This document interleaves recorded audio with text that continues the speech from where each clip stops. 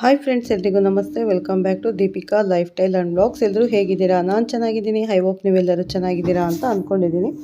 Please friends, ಈ ವಿಡಿಯೋನ ಫಸ್ಟಿಂದ ಕೊನೆವರೆಗೂ ಸ್ಕಿಪ್ ಮಾಡಿದೆ ನೋಡಿ. ನಿಮ್ಗೆ ಇಷ್ಟ ಆದರೆ ಲೈಕ್ ಮಾಡೋದನ್ನು ಖಂಡಿತ ಮರಿಬೇಡಿ. ಹಾಗೆ ಇವತ್ತು ಶುಭ ಶುಕ್ರವಾರ ಆಗಿರೋದ್ರಿಂದ ಶ್ರೀ ಮಹಾಲಕ್ಷ್ಮಿನ ನೆನೀತಾ ಈ ಕುಂಭರಾಶಿ ಬಗ್ಗೆ ನಾವು ತಿಳ್ಕೊಳ್ಳೋಣ. ನಿಮ್ಗೆ ಈ ವಿಡಿಯೋ ಇಷ್ಟ ಆದರೆ ಓಂ ಶ್ರೀ ಮಹಾಲಕ್ಷ್ಮಿಯೇ ನಮಃ ಅಥವಾ ಓಂ ಶನೇಶ್ವರಾಯ ನಮಃ ಅಂತ ಒಂದು ಕಮೆಂಟ್ ಕೊಡೋದನ್ನು ಖಂಡಿತ ಮರಿಬೇಡಿ. ಹೊಸದಾಗಿ ನೋಡೋರು ಫಸ್ಟು ನನ್ನ ಚಾನಲ್ಗೆ ಸಬ್ಸ್ಕ್ರೈಬ್ ಮಾಡ್ಕೊಳ್ಳಿ. ಪಕ್ಕದಲ್ಲಿರೋ ಬೆಲ್ಲೈಕನ್ ಪ್ರೆಸ್ ಮಾಡಿ. ನಾನು ಪ್ರತಿಯೊಂದು ವಿಡಿಯೋ ನೋಟಿಫಿಕೇಷನ್ಗೆ ಬರುತ್ತೆ, ತಕ್ಷಣ ನೋಡ್ಬೋದು. ಸ್ನೇಹಿತರೆ, ಬನ್ನಿ ಕುಂಭರಾಶಿ ಬಗ್ಗೆ ತಿಳಿದುಕೊಳ್ಳೋಣ. ಈ ಡಿಸೆಂಬರ್ ತಿಂಗಳ ಕುಂಭರಾಶಿಯ ಮಾಸ ಭವಿಷ್ಯ ಹೇಗಿದೆ ಎನ್ನುವಂಥದ್ದನ್ನು ಈ ವಿಡಿಯೋದಲ್ಲಿ ನಾವು ತಿಳಿದುಕೊಳ್ಳೋಣ. ಸ್ನೇಹಿತರೆ, ವಿಶೇಷವಾದಂಥ ವಿಚಾರ ಏನಪ್ಪ ಅಂದರೆ, ಗುರುಬಲ ಅನ್ನುವಂಥದ್ದು ಹೊರಟು ಹೋಗಿತ್ತು, ನಿಮಗೆ ತಾತ್ಕಾಲಿಕವಾಗಿ ಇರಲಿಲ್ಲ. ಉದಾಹರಣೆಗೆ ಅಕ್ಟೋಬರ್ 18ಕ್ಕೆ ಗುರುಬಲ ಹೋಯಿತು ಅಂತ ಹೇಳಿದ್ದೆ ನಾನು. ಡಿಸೆಂಬರ್ 5ಕ್ಕೆ ಬಂದುಬಿಡುತ್ತೆ. ಮತ್ತು ಈಗ ಡಿಸೆಂಬರ್ ತಿಂಗಳ ಮಾಸ ಭವಿಷ್ಯ ನಾವು ಮಾಡ್ತಾ ಇದ್ದೀವಿ. ಈ ಒಂದು ತಾತ್ಕಾಲಿಕವಾಗಿರುವ ಗುರುಬಲ ಇಲ್ಲದೆ ಇದ್ದಂತೆ ಸಂದರ್ಭದಲ್ಲಿ ನಿಮಗೆ ಏನೇನು ಕೆಟ್ಟದಾಯಿತು ಒಳ್ಳೆಯದಾಯಿತು ಅಂತ ಒಂದು ಅಂದರೆ ನೋಡೋಣ. ಬರೋ ವರ್ಷ ಜೂನ್ 2ನೇ ತಾರೀಕು ಇದೆಯಲ್ಲ, 2026 ಜೂನ್ 2ಕ್ಕೆ ನಿಮಗೆ ಗುರುಬಲ ಹೋಗುತ್ತೆ. ಆವಾಗ ಮತ್ತೆ ಇರಲ್ಲ, ಒಂದು ವರ್ಷಕ್ಕೆ ಇರಲ್ಲ. ನಿಮಗೆ ಆವಾಗ ಯಾವ ವಿಚಾರದಲ್ಲಿ ನಾವು ಜಾಗರೂಕರಾಗಿರಬೇಕು, ಎಚ್ಚರಿಕೆಯಿಂದ ಇರಬೇಕು ಅನ್ನುವಂಥ ಎಲ್ಲ ಮಾಹಿತಿಯನ್ನು ಈಗಲೇ ನಿಮಗೆ ತಿಳ್ಕೋಬಹುದು. ಹಾಗಾಗಿ ಡಿಸೆಂಬರ್ 5ನೇ ತಾರೀಕಿನವರೆಗೂ ಏನು ಒಳ್ಳೆಯದಾಯಿತು ಕೆಟ್ಟದಾಯಿತು ನೋಟ್ ಡೌನ್ ಮಾಡ್ಕೊಳ್ಳಿ. ಬಟ್ ಚಿಂತೆ ಇಲ್ಲ, ಡಿಸೆಂಬರ್ 5ಕ್ಕೆ ಮತ್ತೆ ಗುರುಬಲ ಬಂದುಬಿಡ್ತು. ಕುಂಭರಾಶಿಯವರಿಗೆ ಭಯಪಡೋ ಅವಶ್ಯಕತೆ ಇಲ್ಲ. ಆ್ಯಂಡ್ ಇದು ಹಾಗೆ ಕಂಟಿನ್ಯೂ ಆಗುತ್ತೆ. ಒಂದು 6 ತಿಂಗಳಿಗೆ ಏನು ಭಯ ಇಲ್ಲ. ಪಂಚಮ ಸ್ಥಾನದಲ್ಲಿ ಗುರು ಇದ್ದಾರೆ. ಕುಂಭರಾಶಿಗೆ ಬೇರೆ ರಾಶಿಯವರಿಗಿಂತ ಗುರುಬಲ ಯಾಕೆ ಅಷ್ಟು ಇಂಪಾರ್ಟೆಂಟ್ ಅಂತಂದರೆ, ನಾನು ನಿಮಗೆ ಒಂದು ಸೂಕ್ಷ್ಮ ಹೇಳ್ತೀನಿ ಕೇಳಿ. ಕುಂಭರಾಶಿಯವರಿಗೆ ಧನಸ್ಥಾನ ಅಂದರೆ ಹಣ, ಕುಟುಂಬ ಸ್ಥಾನ ಅಂದರೆ ನಿಮ್ಮ ಕುಟುಂಬದ ಪ್ರೀತಿ ಬಾಂಧವ್ಯ ಜೊತೆ, ಮತ್ತು ವಾಕ್ಸ್ಥಾನ ನಿಮ್ಮ ಮಾತಿಗೆ ಅಧಿಪತಿ. ಪ್ರಾರಂಭಿಕ ವಿದ್ಯೆ ಅಂದರೆ ಸ್ಟಾರ್ಟಿಂಗ್ ಟೈಮ್ ವಿದ್ಯೆ ಇದೆಯಲ್ಲ, ಒಂದು ಆಫ್ ಟು ಅಂದರೆ SLC ಈ ವಿದ್ಯೆ ಇಷ್ಟಕ್ಕೆ ಹಾಗೂ 11ನೇ ಮನೆ ಲಾಭಸ್ಥಾನ ನಿಮಗೆ ಬರಬೇಕಾಗಿರತಕ್ಕಂಥ ಲಾಭಗಳು. ಇಷ್ಟಕ್ಕೂ ನಿಮ್ಮ ಅಂದರೆ ಇಷ್ಟನ್ನು ನಿಮಗೆ ಕೊಡಬೇಕು ಅಂತಂದರೆ ಅದು ಗುರುವೇ ಕೊಡಬೇಕು ರೀ. ಅದಕ್ಕೆ ಗುರುಬಲ ಬೇಕೇ ಬೇಕು. ಕುಂಭರಾಶಿಯವರ ಸ್ಪೆಷಾಲಿಟಿ, ಕುಂಭರಾಶಿಗೆ ಅಧಿಪತಿ ಬಂದು ಶನಿ ಮಹಾದೇವ. ಅಂದರೆ ಏನಿಲ್ಲ ಕೊಡಬೇಕಂದ್ರೆ ಗುರು. ಹಾಗಾಗಿ ನಿಮಗೆ ಗುರುಬಲ ಬಹಳ ಮುಖ್ಯ. ಡಿಸೆಂಬರ್ 5ಕ್ಕೆ ಮತ್ತೆ ಪುನಃ ಗುರುಬಲ ಪ್ರಾರಂಭ ಆಗ್ತಾ ಇದೆ. ತಾತ್ಕಾಲಿಕ ಗುರುಬಲ ದೋಷ ನಿವೃತ್ತಿ ಆಗಿಬಿಡುತ್ತೆ. ಮತ್ತು ನಿಟ್ಟುಸಿರು ಬಿಡಬಹುದು, ಏನು ತೊಂದರೆ ಇಲ್ಲ, ಭಯಪಡುವಂಥ ಅವಶ್ಯಕತೆ ಇಲ್ಲ. ಈ ಕುಂಭರಾಶಿಯವರಿಗೆ ಇದೊಂದು ಮೇಜರ್ ಪ್ಲಸ್ ಪಾಯಿಂಟ್. ಏನು ಮತ್ತೆ ಗುರುಬಲ ಬಂದಿತ್ತು. ಎರಡನೆಯದಾಗಿ ಶನಿ ಅಂತ್ಯ ಅಂದರೆ ಶನಿ 7.5 ಅಂತ್ಯ ಸ್ಥಾನದಲ್ಲಿದೆ.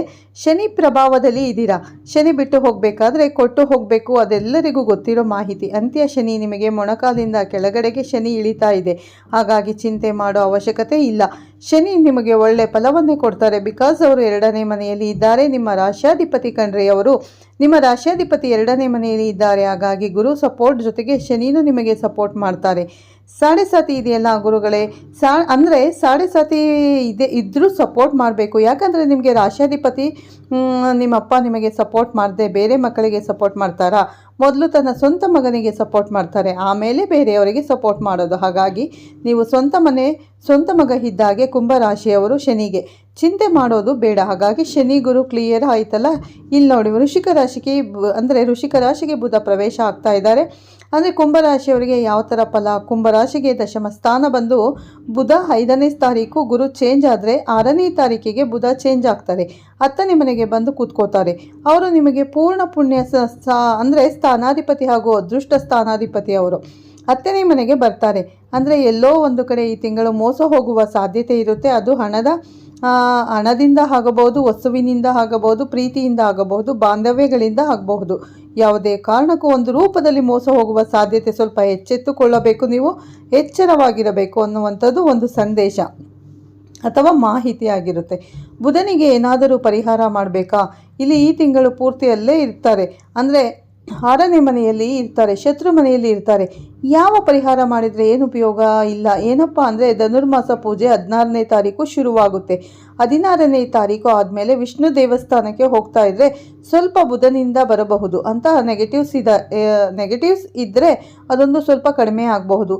0 ಅಂತೂ ಆಗಲ್ಲ. ಇನ್ನು ನೋಡಿ, ಬುಧ ಚೇಂಜ್ ಆಯಿತು. ಅವರು ಪೂರ್ಣ ಪುಣ್ಯ ಸ್ಥಾನಕ್ಕೆ, ಅದೃಷ್ಟ ಸ್ಥಾನಕ್ಕೆ ಅಧಿಪತಿ. ಓಕೆ, ಬುಧ ಚೆನ್ನಾಗಿಲ್ಲ ಆದರೆ ನಿಮಗೆ 11ನೇ ಮನೆಯಲ್ಲಿ 3 ಗ್ರಹ ಕೂತ್ಕೊಳ್ತಾರೆ. ಒಂದು ಕುಜ, ಇನ್ನೊಂದು ರವಿ, ಇನ್ನೊಂದು ಶುಕ್ರ. ಎಷ್ಟು ಅದ್ಭುತವಾಗಿದೆ ನೋಡಿ ನಿಮಗೆ. ದಶಮ ಸ್ಥಾನಾಧಿಪತಿ ಹಾಗೂ ತೃತೀಯ ಸ್ಥಾನಾಧಿಪತಿ ಆಗಿರ್ತಕ್ಕಂಥ ಕುಜ ಲಾಭಸ್ಥಾನಕ್ಕೆ ಬರ್ತಾರೆ. ಕುಜ ಲಾಭಸ್ಥಾನಕ್ಕೆ ಬಂದಾಗ ಏನೇನು ಫಲ, ಭೂಮಿಯಿಂದ ಅದ್ಭುತ ವ್ಯವಸಾಯ ಮಾಡುವಂಥವರಿಗೆ ತುಂಬ ಉತ್ತಮ. ಮನೆ ಕಟ್ತಾ ಇದ್ದಾರೆ, ಅಭಿವೃದ್ಧಿ ಭೂಮಿ ಮೇಲೆ ಗಗನಕ್ಕೆ ಇರುತ್ತೆ. ನಿಮಗೆ ಭೂಮಿ ಮೇಲೆ ನಿಮಗೆ ಸಪೋರ್ಟ್ ಕೊಡುತ್ತೆ, ಸೆಕ್ಯೂರ್ ಮಾಡುತ್ತೆ, ಸೇಫ್ಟಿ ಮಾಡುತ್ತೆ, ಭೂಮಿಗೆ ನಿಮ್ಮ ಜೀವನವನ್ನು ಕೊಡುತ್ತೆ. ಅಂದರೆ ರಿಯಲ್ ಎಸ್ಟೇಟ್ ಬಿಸ್ನೆಸ್ ಮಾಡೋರಿಗೆ ಕೂಡ ಕುಂಭರಾಶಿಯವರಿಗೆ ತುಂಬಾ ಚೆನ್ನಾಗಿದೆ. ಈ ತಿಂಗಳು ಏನು ಚಿಂತೆ ಮಾಡೋ ಅವಶ್ಯಕತೆ ಇಲ್ಲ. ಅವರು ನಿಮಗೆ ಧೈರ್ಯ ಸ್ಥಾನಾಧಿಪತಿ ಕೂಡ ಹೌದು, ಧೈರ್ಯವನ್ನು ಕೊಡ್ತಾರೆ. ದಶಮ ಸ್ಥಾನಾಧಿಪತಿ ಹೌದು, ಜಾಬಲ್ಲಿ ಸ್ಟ್ರಾಂಗ್ ಮಾಡ್ತಾರೆ. ಲಾಭ ಸ್ಥಾನಾಧಿಪತಿ ಇದ್ದಾರೆ. ಯಾವಾಗ ಬರ್ತಾರೆ? 7ನೇ ತಾರೀಕು. ಕುಜ ನಿಮಗೆ ಲಾಭ ಸ್ಥಾನಕ್ಕೆ ಬಂದಾಗ 7ನೇ ತಾರೀಕಿನವರೆಗೂ ಚೆನ್ನಾಗಿಲ್ಲ. ಮತ್ತು 7ನೇ ತಾರೀಕಿನವರೆಗೂ ಸ್ವಂತ ಮನೆಯಲ್ಲಿ ಇರ್ತಾರೆ, ಸ್ವಕ್ಷೇತ್ರದಲ್ಲಿ. ಅವಾಗ ಏನಾಯಿತು? ಸ್ವಕ್ಷೇತ್ರದಲ್ಲಿ ದಶಮ ಸ್ಥಾನ 10ನೇ ಮನೆ, ಅದೊಂದು ಮೇಜರ್ ಪಾಸಿಟಿವ್ ಆಯಿತು. ಅಂದರೆ ಪಾಸಿಟಿವ್ ಯಾವತ್ತೂ ನಿಮಗೆ ಯುಟಿಲೈಸ್ ಮಾಡ್ಕೊಳ್ಬೇಕಾಗುತ್ತೆ. ಸರಿ, ಹಾಗಾದರೆ ಈ ಒಂದು ಗ್ರಹನ ಜೋಡಿ ಜೊತೆಗೆ 15ನೇ ತಾರೀಕು ರವಿ ಅಂದರೆ ಸೂರ್ಯ ನಿಮಗೆ ಸಪ್ತಮ ಸ್ಥಾನಾಧಿಪತಿ ಲಾಭಸ್ಥಾನಕ್ಕೆ ಬರ್ತಾರೆ. ಈ ತಿಂಗಳು ಯಾವುದು ಶುಭ ಕಾರ್ಯ ಮಾಡಂಗಿಲ್ಲ. ಯಾಕಂದರೆ ಧನುರ್ಮಾಸದಲ್ಲಿ ಆದರೆ ಸಪ್ತಮ ಸ್ಥಾನಾಧಿಪತಿ ಲಾಭಸ್ಥಾನಕ್ಕೆ ಬರ್ತಾರೆ. ಸೂರ್ಯ ಅಂದರೆ ಇಮಿಡಿಯೇಟ್ ಆಗಿ ಹುಡುಗ ಸೆಟ್ ಆಗಿಬಿಡೋದು, ಹುಡುಗಿ ಸೆಟ್ ಆಗಿಬಿಡೋದು, ಮಾತುಕತೆ ಮಾಡಿಬಿಡೋದು, ಅಥವಾ ನೆಕ್ಸ್ಟ್ ಸ್ಟೆಪ್ ಮೂವ್ ಮಾಡಿಬಿಡೋದು. ಆಯಿತು, ಇನ್ನೊಂದು ತಿಂಗಳು ತಾನೇ, ಸಂಕ್ರಾಂತಿ ಆಗೋಗ್ಲಿ, ಅದಾದಮೇಲೆ ಇಮಿಡಿಯೇಟ್ ಆಗಿ ಮುಹೂರ್ತ ಇಟ್ಕೊಳ್ಳೋಣ, ಫೆಬ್ರವರಿಲೋ ಮತ್ತು ಮಾರ್ಚಲ್ಲೋ ಮದುವೆ ಮಾಡಿಬಿಡೋಣ. ಈ ಥರ ದಿಢೀರಂತ ಪಾಸಿಟಿವ್ ಕೊಡುವಂಥ ಸಿಚುವೇಶನ್ ಕ್ರಿಯೇಟ್ ಮಾಡಿಬಿಡುತ್ತೆ ನಿಮಗೆ. ಹಾಗಾಗಿ ಸಪ್ತಮ ಸ್ಥಾನಾಧಿಪತಿ ನಿಮಗೆ ಲಾಭದಲ್ಲಿ ಇರ್ತಕ್ಕಂಥದ್ದು ಉತ್ತಮ ಫಲ. ಜೊತೆಗೆ ಇನ್ನೊಂದು ಶುಭ ಫಲ ಏನಪ್ಪ ಅಂದರೆ ಪಾರ್ಟ್ನರ್ಶಿಪ್ ಬಿಸ್ನೆಸ್ ಅವರಿಗೂ ಕೂಡ ತುಂಬ ಚೆನ್ನಾಗಿರುತ್ತೆ. 15ನೇ ತಾರೀಕು ಡಿಸೆಂಬರ್ ಆದಮೇಲೆ ಅದೊಂದು ಪ್ಲಸ್ ಪಾಯಿಂಟ್ ಅಂತ ತಗೊಳ್ಬಹುದು. ಇನ್ನು ಶುಕ್ರ ಏನೂ ಮಿಗಿಲಾಗಿಲ್ಲ.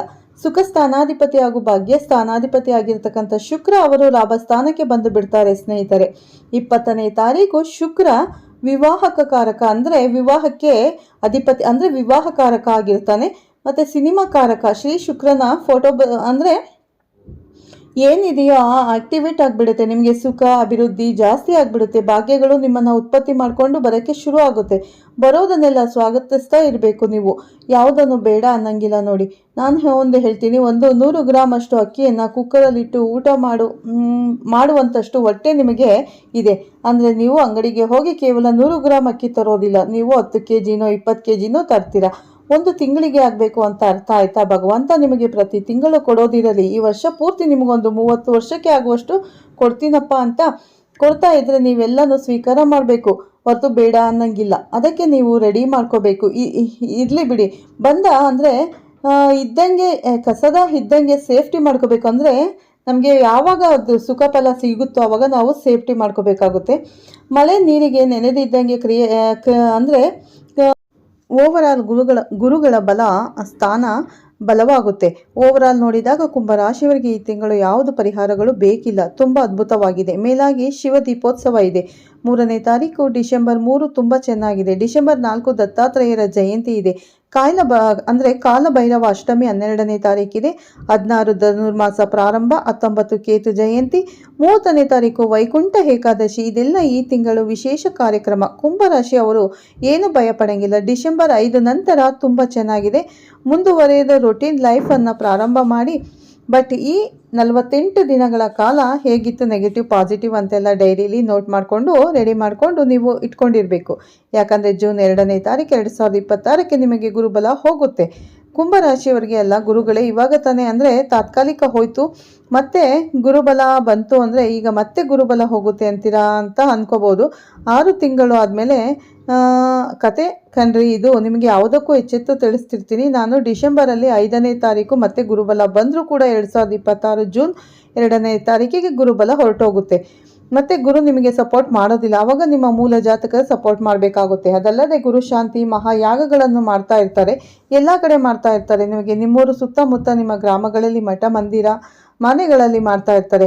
ಎಲ್ಲ ಕಡೆನೂ ಗುರು ಶಾಂತಿ ಮಹಾಯಾಗ ಮಾಡ್ತಾರೆ.